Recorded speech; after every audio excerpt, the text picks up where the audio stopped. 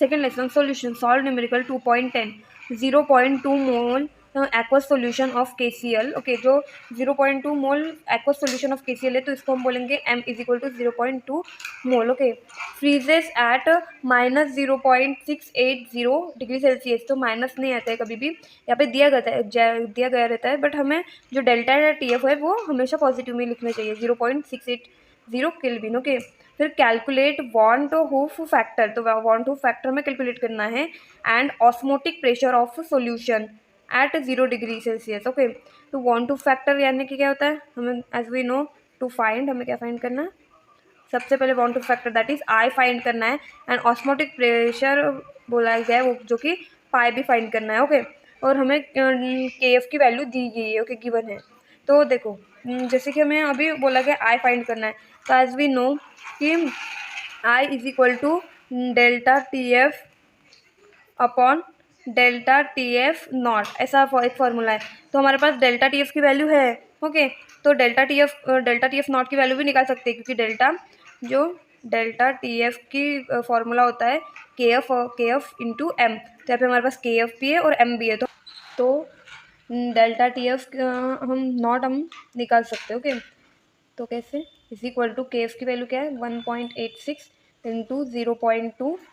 तो delta TF not is equal to हो गया हमारे पास 0.372 केल्विन. ओके, तो इसमें पुट कर सकते हैं हम I is equal to delta TF की वैल्यू क्या है हमारे पास 0.680 एंड दैट ऑफ इसकी 0.372. ओके, तो इन दोनों को हम लॉग के वे से सॉल्व कर सकते हैं. ओके, तो इसका लॉग के वे से सॉल्व करेंगे तो इसका आंसर आ जाएगा. तो इसका आंसर आएगा 1.83. ओके, इस आपको क्या, तो हमारा जो हमें बोला था वॉन्ट हुफ फैक्टर है उसकी वैल्यू आ चुकी है. तो हमें अभी वैल्यू किसकी निकालनी है, पाई की वैल्यू निकालनी है, दैट इज ऑस्मोटिक प्रेशर. तो हमें पाई की वैल्यू निकालने के लिए हमारे पास फॉर्मूला है, मतलब पाई नॉट निकाल सकते हैं हम. Pi not is equal to MRT होता है. वैसे M को हम ऐसे बोल सकते हैं N² अपॉन VRT. तो इसकी जगह हम वैल्यूज पुट करेंगे. 0.2 इंटू 0.08205, ये R की वैल्यू है हमारी, that is gas constant, into 273. ये हमें यहाँ पे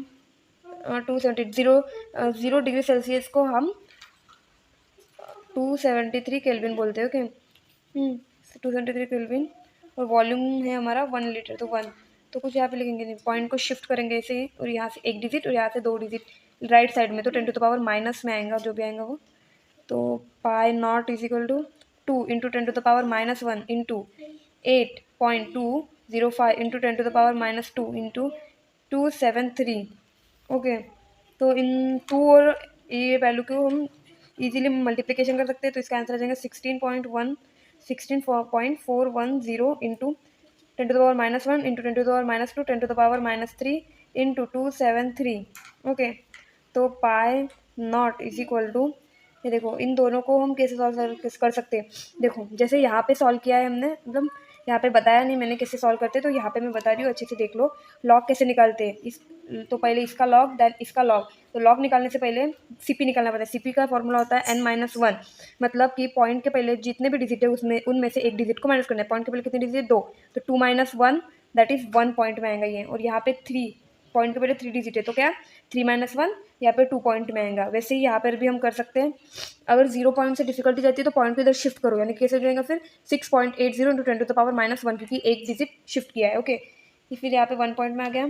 तो देखो कैसे, फिर देखना 16 की वैल्यू लॉग के टेबल में, 16 की वैल्यू 4 में, मीन डिफरेंस 1 में ऐड करना, और 27 की वैल्यू 3 में देखना. तो हमारा लॉग ऐसे आ जाता है कि 2151 और यहाँ पे 4362. ओके, और इन दोनों की एडिशन करेंगे, क्योंकि इन दोनों में रिलेशन क्या है, मल्टीप्लिकेशन के रिलेशन, इसीलिए एडिशन कर रहे हैं. अभी इन दोनों के अगर हम CP निकाल के लॉग निकालते तो इन दोनों के लॉग की क्या होती, माइनस होती, माइनस किया जाता, क्योंकि इन दोनों का रिलेशन क्या है, डिवीजन का है. डिवीजन में हमेशा लॉग का माइनस किया जाता है और मल्टीप्लिकेशन में एडिशन किया जाता है. तो इन दोनों की एडिशन क्या हो जाएंगी 3.6513, और एंटी लॉग निकालना पड़ता है. लॉग निकलने के बाद एंटी लॉग कैसे निकालते हैं, पॉइंट के बाद वाली डिजिट 64 का 1 में, मीन डिफरेंस 3 में, तो एंटी लॉग इसका आ जाएगा 4480. और एंटीलॉग निकालने के बाद एक डिजिट के बाद पॉइंट, और इंटू 10 टू द पावर में पॉइंट के पहले वाली नंबर. ओके, पॉइंट के पहले क्या 3, तो 3.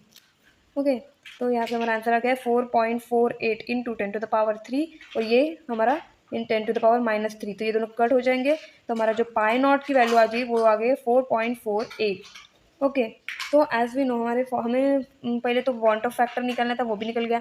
तो अभी निकालना ऑस्मोटिक प्रेशर, तो हमारे पाई नॉट निकले, तो हमें निकालना था पाई निकालना था हमें। ओके, पाई निकालना था।